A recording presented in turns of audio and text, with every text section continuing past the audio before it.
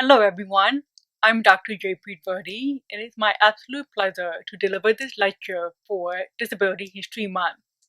I want to begin by thanking Dr. Rosamund Oates for the generous invitation to the Manchester Center for Public History and Heritage, the Manchester Metropolitan University, and the Manchester City Council for arranging this event, as well as all the other organizers and volunteers and staff who have made this event possible. And of course, thank you all for joining us today. And I do hope that this talk not only facilitates important scholarly conversations, but also informs a commitment to promote inclusivity and access in our quest for disability advocacy. I'm broadcasting to you from my home office in Newark, Delaware, the unceded ancestral land of the Nantitok and the Lenape tribes, sitting in front of a book wall, and next to me is another bookshelf full of books, and I am surrounded by some very lush plants. I am an Indian woman with shoulder-length curly hair, and I'm currently wearing a white blouse and a dark purple blazer that is affixed with gold embroidery. And today I want to begin my lecture by reading a letter. And this letter was written by a deaf woman named Clara Seaman who lived in Ithaca, New York in the start of the 20th century. In 1919, she wrote to Arthur Cramp, the director of the propaganda department, which was later renamed the Bureau of Investigation of the American Medical Association. As director, Cramp was the contact person regarding the legitimacy of medical therapies that were available for purchase in the health market, and thus Americans from all over the country often wrote to him asking to verify some marketed product or to confirm the reputation of a practitioner that they were seeking assistance for. So basically, everybody who was worried about their health issue tended to write to Arthur Cramp. And these letters are kept in the AMA archives in Chicago, revealing thousands of stories from deaf persons all over the United States, including Clara. And in her letter, Clara inquired whether Cramp could help her select a new course of treatment. She writes, "There are so many earphones, good, bad, and indifferent, and so many kinds of artificial eardrums, etc. The one who is deaf spends a lot of time, money, and nerves trying them out." So she debated whether it was beneficial to ask another physician for advice, but explained that it is so hard to find a physician who knows enough about these devices to know whether they fit your case or not. And even if a physician did know the best means for restoring her deafness, they couldn't guarantee that the treatment would be permanent. And this is exactly what Clara wanted Arthur Cramp to confirm. Was there an effective, permanent cure for deafness that she could purchase on the health market? Clara's story, like the thousands of Americans who wrote to Cramp, are featured in my book, Hearing Happiness, Deafness Cures in History. At its core, this book is about how cures for deafness imagined and forwarded notions of normalcy that oftentimes contrasted with the lived experiences of deaf people moving through the world. Following the trails of deaf people in the archives, I uncover stories not just of medical despair and the searches for cures, but also stories of relationship and hope as deaf people negotiated with physicians, hearing aid salesmen, quack sellers, even their families and themselves in the quest for normalcy. These were all stories about the presence of normalcy, and above all, when hearing happiness meant to those who could hardly hear. More importantly, these stories narrate deafness as an auditory and identity spectrum, with the variations of experiences in dealing with it. In other words, a series of negotiations between managing the deafness and attempting to treat it, either to restore lost hearing or to shock, sometimes literally, dead ears to create or make use of residual hearing, even in ears that had never before processed sound. This book has two aims. First, it tells the story of medical and technological interventions for deafness, chronicling the ways in which people attempted to cure the hearing loss. From herbal remedies ground into paste or animal fat dipped into ears, to villagers and cultural ritual, blessings and charms, to mechanical and electric prostheses for the ear, and a host of surgical procedures. The history of deafness cures had a very long history. And there's some puzzling stories in here too. And my favorite is actually how in the 1920s there was this airplane diving fad that was very popular, and it was guided on this belief that you would go up into the air and go through a series of loops and turns and then land, supposedly with your hearing restored. Now, secondly, this book pushes us to have crucial conversations about why our society still insists on curing deafness, despite the fact that many deaf people live very fulfilling lives and may not actually want a cure. So I ask us to consider what cure means and the implications that this harmful stigma has on many deaf people, including myself.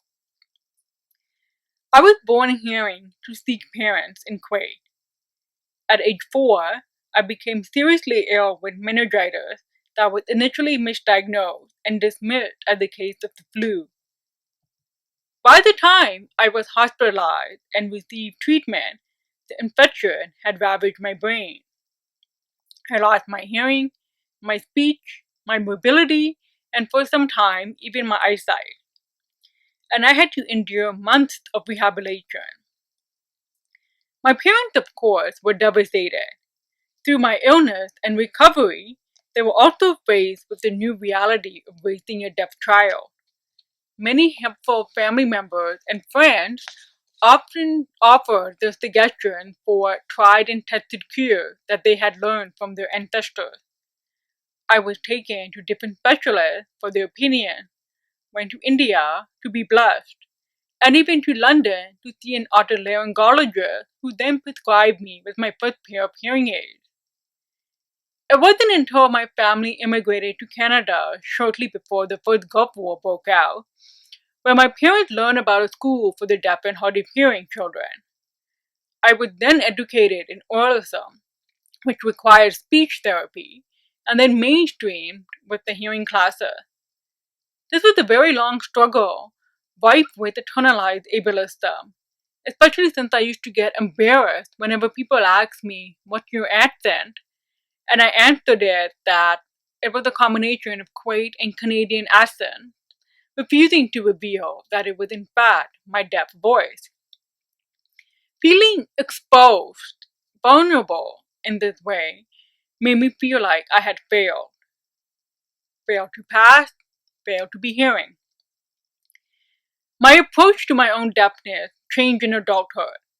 After spending years adjusting to my analog hearing aids, including being able to talk on the phone, and eventually leaving speech therapy, I was told by my hearing aid consultant that the digital hearing aid market had actually crushed the former technology.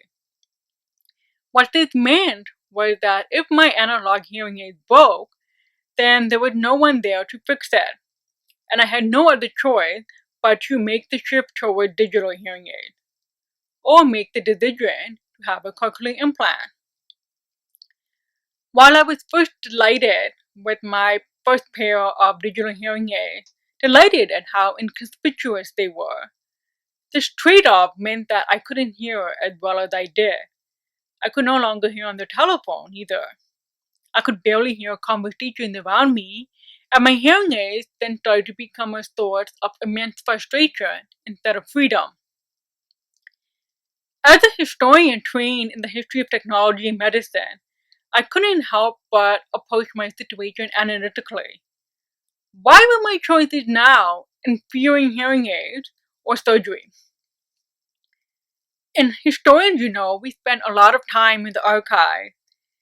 And when I was reading through these thousands of letters written by deaf people across the century, written all throughout the 20th century, I saw my story interwoven with theirs. So many advertisements, proposals, programs, etc., all pushing for this ultimate goal for deaf people, and that is to be hearing. To try out this remedy or that hearing aid, to see this specialist or that over and over and over again until this glorious day a cure will be delivered. And that always seems to be the agenda, doesn't it?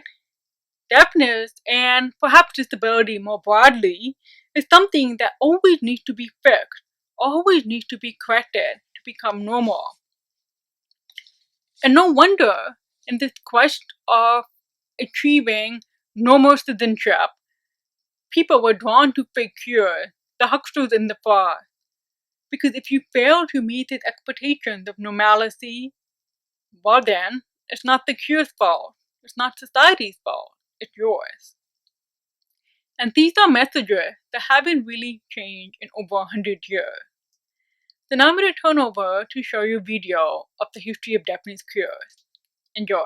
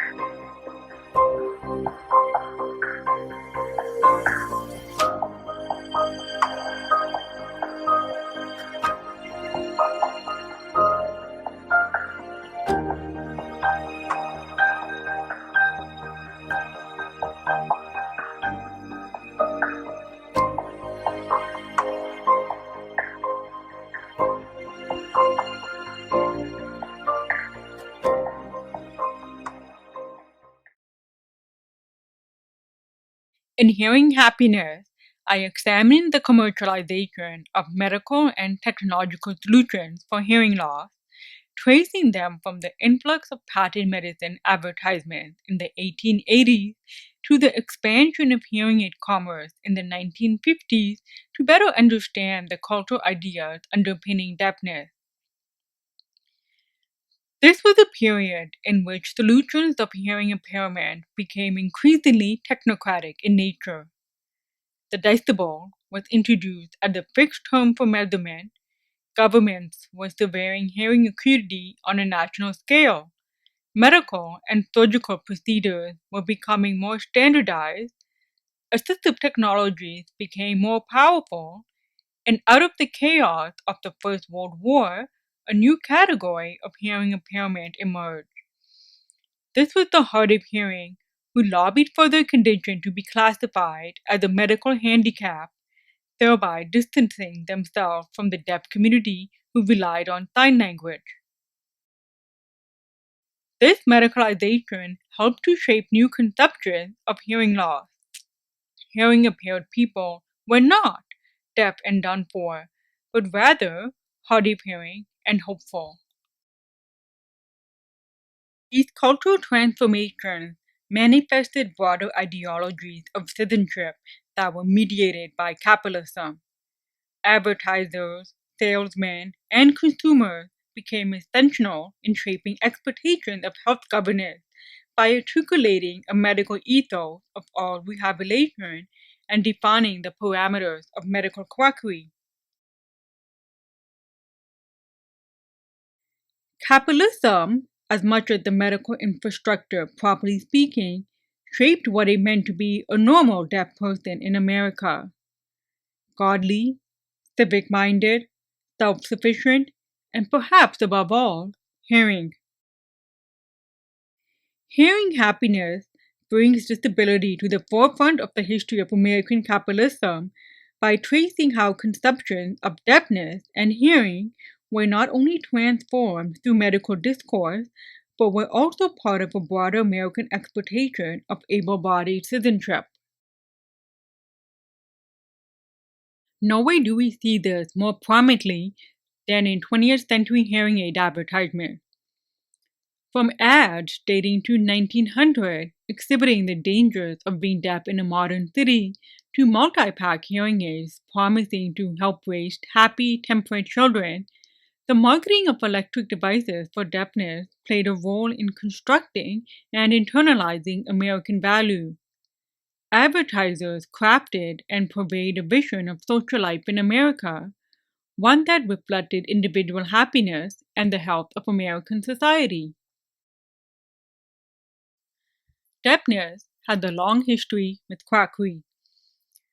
Until the emergence of 20th century hearing aids that mechanically amplified sound, there was little that the medical profession could do to treat non-congenital cases of deafness. Temporary cases usually resolved on their own, but there were plenty of devices, potions, poultices, and prosthetics that were advertised with grand promises to cure or alleviate deafness. These advertising are revealing of the cultural stigma against deafness, but they also encapsulate the range of self-help treatments that people had already been examining, some invasive and painful, others strange and questionable, and we can find these solutions in much of the historical record. You can stick a twig in your ear and keep it in there until your deafness is cured. You can soak some cotton with urine and insert it into your ear. You can consent to bloodletting to drain out poison from your body. You can make a mixture containing fat of eel, goose grease, fish bone, cow's feet, and some herbs and have it with your dinner. Or you can visit a doctor and try out some of these more experimental remedies. You can ingest mercury, a common cure-all that usually came in the form of pills. You can drain out excess wax through syringing or cutting behind the ear to drain out fluids. You can undergo catheterization, which included inserting air, water, coffee ground, or even ether up your nostrils to forcibly remove blockages. Medical innovators as well capitalized on this need for a hopeful cure. Daniel David Palmer advertised himself as a vital healer who cures without medicine, using magnetism to treat everything from lupus to rheumatism to cancer to deafness. His approach changed on September 18, 1895, when he adjusted the spine of Harvey Lillard, an African American janitor who worked in Palmer's building. Palmer reasoned that Lillard's misadjusted spine was the cause of his deafness. It took him only 30 minutes to convince Lillard to agree to an adjustment and thus fix 17 years of deafness and launch chiropractic medicine. 25 years later, Brooklyn-based osteopath Curtis H. Muncie devised another non-medicated cure for deafness: finger surgery. During the 1920s, Muncie claimed he could cure deafness by reconstructing the eustachian tubes using nothing but his own fingers, arguing that deformity in the tube was the universal cause of deafness. Fix the tube, fix deafness. His magic touch allowed him to achieve notoriety. Apparently, he made $500,000 at the height of the Great Depression, but he was soon after fingered by the IRS and arrested and indicted for failing to pay federal income tax. And finally, no deafness remedy was more notorious than the artificial eardrum. Tiny devices inserted in the ear in order to restore sound. Numerous companies sprung up, offering mail order service and special discounts, promising hope for the deaf. Advertisers highlighted the invincible features of the device and claimed that they would stay in precision inside the ear, thereby preventing any embarrassing situation where the device would fall out. These eardrums were made of all sorts of materials. Some were even patented, but the most dangerous ones were made of metal, painful when inserted, but supposedly more beneficial in resonating sound. Apparently, artificial eardrums were so widespread that in the 1920s, the American Medical Association felt the need to declare to the public that these devices were the worst of all worst quack cures, even worse than snake oil.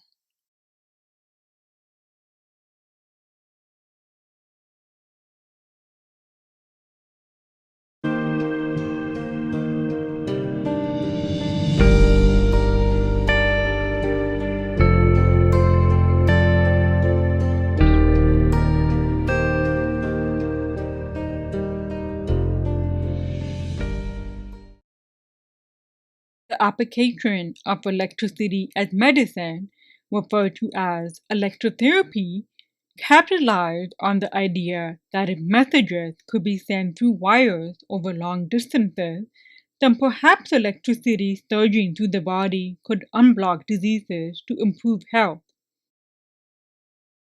In the 19th century, a flurry of electrotherapy products appeared on the medical market. Consumers and physicians alike could purchase these machines to apply static sparks to the spine to cure paralysis, galvanic currents to the temples to relieve headaches, and even Faraday currents to cure fatigue or constipation. Physicians argued that electricity could be the key to restoring the body's finite quantity of nerve force, which tended to be depleted by a number of activities in a modern, fast-paced, and bustling community. The diagnosis of neurasthenia further gave Americans good reasons for using machines to rejuvenate their bodies, these anxious bodies that needed external power sources to keep functioning. In some instances, electric machines were perceived as the only way to restore the nerve force or even harness damaged or dead nerves, as it was the case for Caroline Perkins of Rochester, New York. 1870, when Carolyn was 2 years old, her parents, the philanthropists Gilman and Caroline Perkins, took her to the New York Eye and Ear Infirmary to be properly examined by the prominent surgeon Cornelius Rear Agnew. In a private letter, Carolyn's mother expressed, "He knew from her squirrel-like movements before he made any examination that she could not hear. He said it was hopeless, and we need never to try to do anything for her, that she had no auditory nerve, or it was paralyzed." Distraught, the Perkins accepted their daughter's diagnosis. Caroline, however, frequently explored different treatment options and specialists in the hopes that her daughter's deafness would eventually be cured. When Caroline was 16, her mother took her to visit another physician, Edmund B. Agnell, who devised a new course of electrotherapy that consisted of a series of mild electric shocks applied directly into Carolyn's ears. The galvanic treatments continued every day over a series of several weeks so that the girl's hearing would hopefully be permanently restored. And initially it seemed to work. Carolyn described to her mother sounds that she had never heard before. A dog barking, the scratch of dinner trays on the floor, and even the exact moment the band at the skating rink had stopped playing. After several months, Agnew modified the electrotherapy supposedly to better improve Carolyn's chances. He reduced the treatment eventually to 3 times a week until apparently no further improvement could be gained. Carolyn, after all, remained deaf.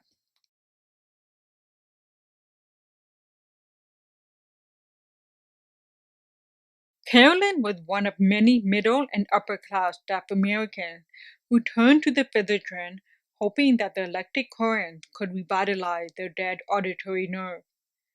For those unable to afford the physician's electrotherapy course, a range of electrical devices for medical purposes were available on the consumer market.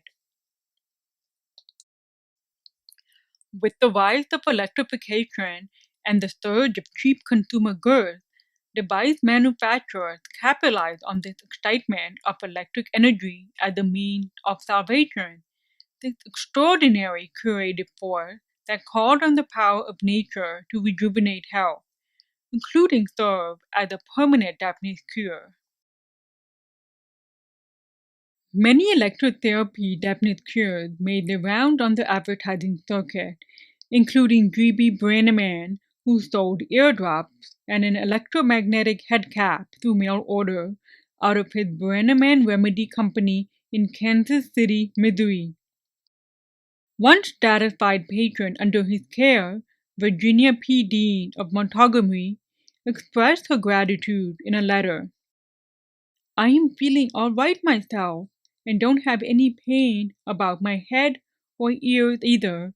Thank God my hearing is just as good as it ever was, and there is no more dryness in the ears since using your treatment. So you can put me down your list as one more patron cured. The 1920s overt commercialization of patent medicines and questionable medical devices persisted despite the AMA's crackdown and federal regulation. As historian Nancy Tomes has argued, the advertising and marketing efforts of these products aggressively aim to portray certain kinds of products as essential aids in the American consumer's quest for good health. As newer electrotherapy devices made for home use began to flood the market, manufacturers fortified an American perception of progress that required citizens to worship technology by implying that these devices were better, perhaps more trustworthy, than a doctor's visits. If shocks created an immediate sensation, then vibration and massage became part of a therapeutic performance. Manufacturers of handheld devices claimed that an immense vibratory force enabled electric waves to pierce the entire body and to refresh each nerve and cell with electric power. Listed in catalogs, advertised in newspapers, or sold in drugstores, handheld vibrating massagers were inexpensive alternatives to the high-frequency generator machines. The massaging system was particularly appealing for deafness. As innovators claimed, the vibratory force could break up deposits in the ear that were diagnosed to be the cause of hearing loss. Even prominent hearing aid firms sold their own in-house brand of electrotherapy treatment. This was an especially attractive marketing strategy to retain sales from previous consumers who were disappointed with the performance of the hearing aid or whose hearing loss was so severe that it could not be improved with any assistive device. Indeed, most pioneering 20th century hearing aid firms sold their own brand of electrotherapy gadgets sometimes at discounted cost with the purchase of an aid.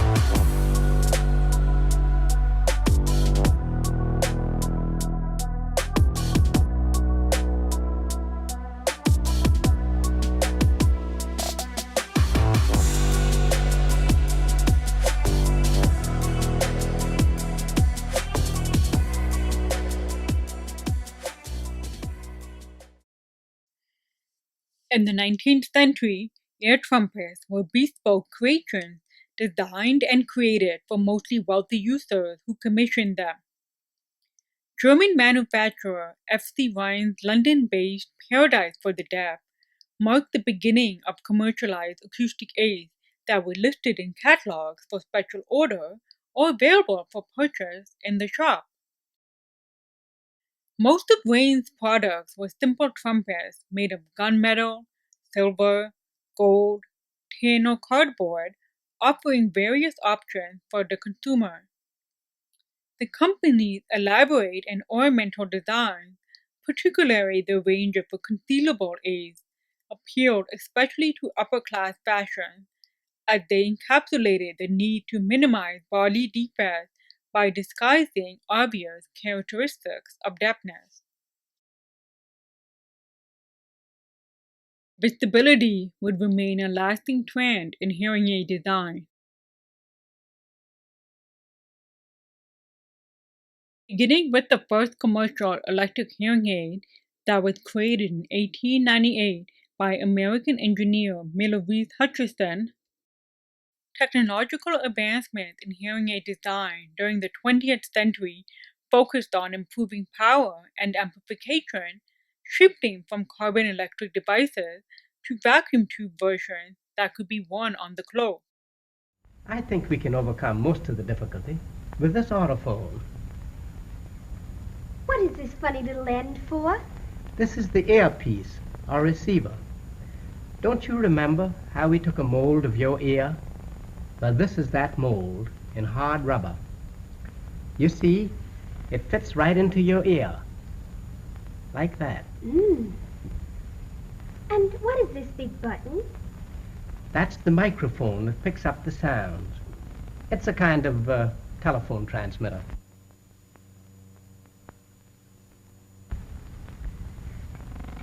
Here is the amplifier. It increases the loudness of sounds and does most of the work that your eardrums now refuse to do. It's something like a vanity case. You'll be right in style with this. Oh, it is awfully neat, isn't it? If you were a boy, you'd carry it in your pocket, like this. Oh, that'll be just the thing for Uncle Harry. He promised to take me to the theater, just as soon as we were both able to hear again.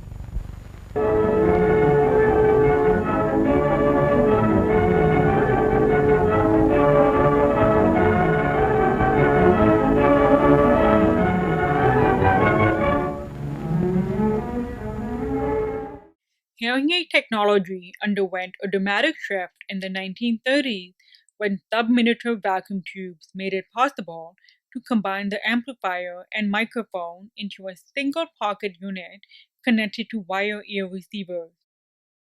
These new models shifted from being portable devices to predominantly wearable ones. A user could now wear hearing aids on their clothes or keep them in pockets rather than carrying them in accessory bags, though most models still required separate battery packs. Known as multi-packs, these hearing aids were technologically superior to carbon versions, but users still found them frustrating. The struggle to conceal wires, coupled with poor acoustic quality and clothing noise interference, worked against the device's benefit. Hearing aids, users insisted, were built their deafness rather than concealed it. No matter how much manufacturers boasted about the latest technological advancements, including higher gain and superior microphone, they could not create a device that would allow a user to pass as hearing.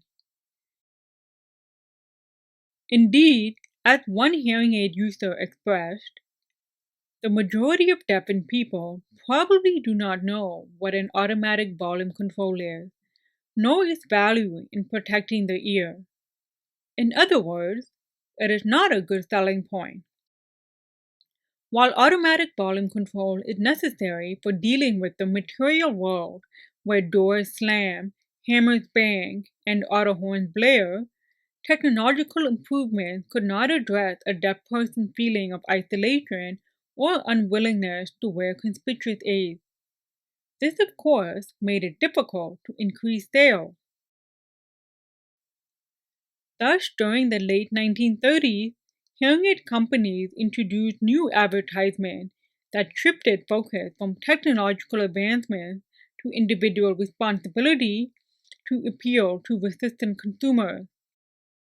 Irving Chiatel, the president of the Sonotone Corporation, faced this problem by first addressing the pedagogical factors that faced the deaf and their emotional reactions of shame and inadequacy that obligated them to conceal their deafness.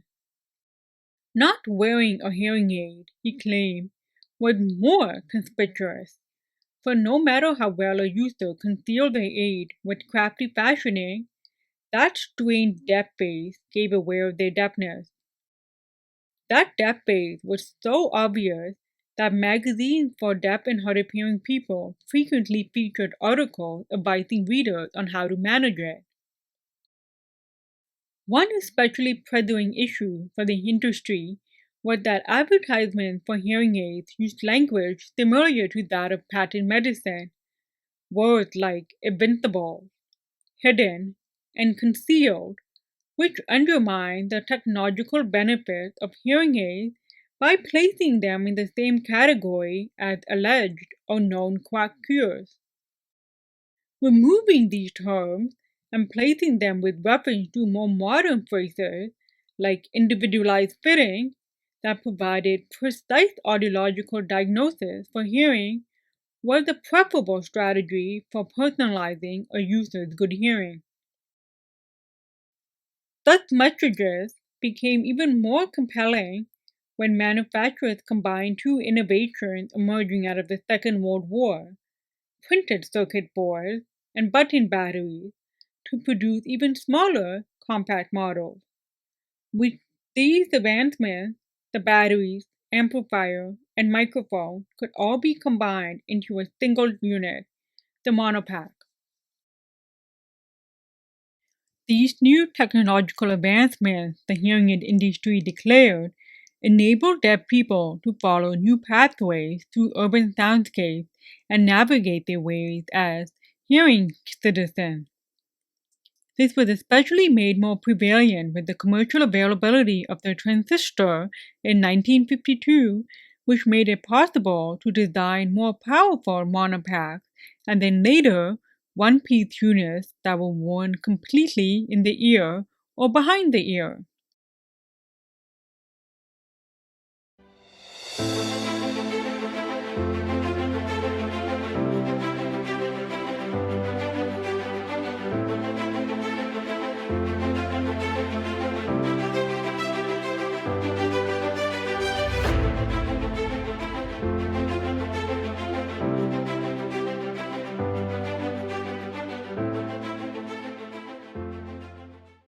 Transistor hearing aids became so popular that by 1954, 97% of all hearing aids on the market were transistor model. The transistor hearing aids were not necessarily cheaper, more reliable, or always practical. They were, however, smaller. Small enough to be contained in spectacle frames, small enough to be worn behind the ear and concealed by clothing or skin color, small enough so that clothing noise was dispensed with and extra battery packs were unnecessary. And for hearing aid firms, advertising these models required emphasizing the notion that a particular lifestyle was being sold, one of better hearing through hearing happiness, so no one knows you were deaf. The smallness of size then became the cheap selling point for hearing aids, especially as units could be built into headbands hidden in the ear, pendants, tie clips, watches, fountain pens, and even jewelry. One especially prominent selling point was to emphasize glamour. Today, although hearing aids are smaller and more efficient, the trend nevertheless is towards disguising them, as in the case of this Alice band hair clip.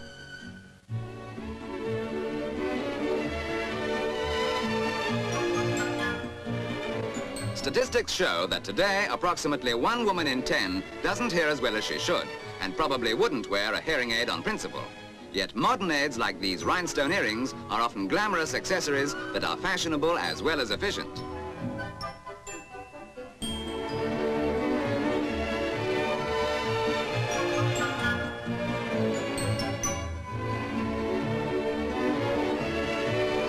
A new model that gives little or no indication of its real purpose.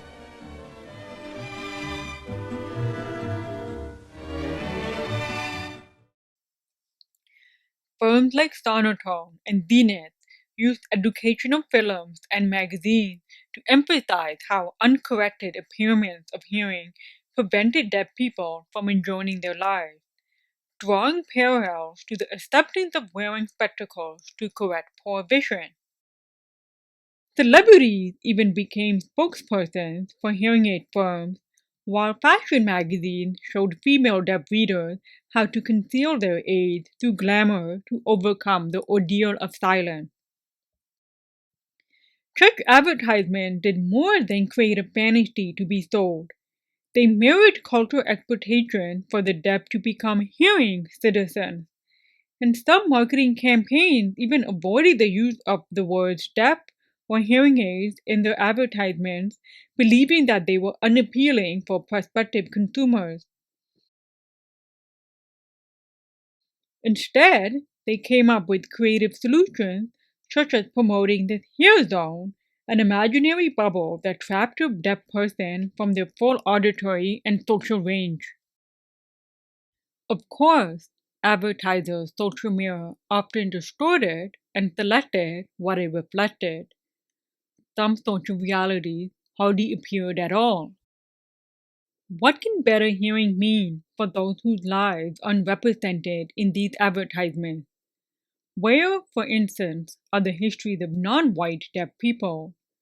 We see hearing aids marketed as ebony and ivory, but we don't really see the faces of African Americans, for instance, in any of these advertisements, or at least none that I have come across from the period before the Civil Rights Movement. And certainly, too, post-war advertisements of normality resided in defining gender roles, which were depicted through advertisers' social mirrors. If wearing a hearing aid was embarrassing, uncomfortable, or an unpopular choice, they strategized it was better to sell hearing, not aids, by directly offering a solution to the cultural perceptions of unattractive gendered behavior of deafened people. For women, hearing aids could restore them to the dinner and card table. For men, they gave them effective command of work and family situations. The promotional materials don't really provide a full perspective of hearing aids though. Happy smiling faces with no wires in sight don't really reveal a realistic perspective of wearing and living with hearing aids. To inspire consumers to purchase and wear the hearing aid firms publish their own magazines showcasing stories of successful people, real people, who overcame their so-called handicap. These stories carefully crafted an image of success that was defined by hearing normally, where normal was equated with success in work, family, and leisure. In a sense, This need for participation in hearing society congealed the stigma surrounding deafness by tying it to technology and exploitation of citizenship. Deafened people who declined to wear an aid or refused any kind of therapy were stigmatized not so much for being deaf, but for refusing to be hearing. We still see this process today in the form of paternalistic reprimands commonly leveled against those who refuse to be fitted for a cochlear implant or an auditory brainstem implant. That is, people who prefer to be culturally deaf instead. Advertisers honed in this method. By establishing conformity through normality, the problem of deafness was nothing more than the problem of better living. To fail to assimilate into the hearing world meant to be un-American. To fail to conform was to give up one's quest for hearing happiness.